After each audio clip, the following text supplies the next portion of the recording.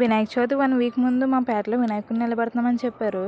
మా పేటలో వినాయకుడిని నిలబెట్టి 6 or 7 years అవుతుంది. మళ్ళీ ఇప్పుడు నిలబెట్టారు. వినాయక చవితి 2 days ఉందనగా పందిరి కట్టడం స్టార్ట్ చేశారు. 2 daysలో పందిరి కట్టడం అయిపోయింది. ఇంకా వినాయకుడిని నిలబెట్టారు.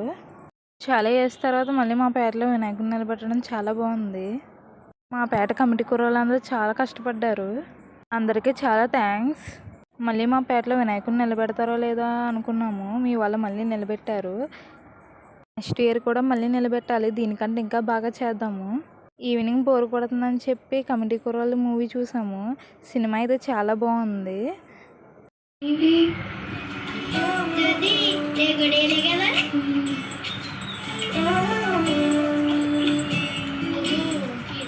మేమైతే ఫుల్ ఎమోషనల్ అయిపోయాము. చిన్నప్పుడు ఏం చేసాము అన్నీ నిజంగా మూవీలో. Please do subscribe to my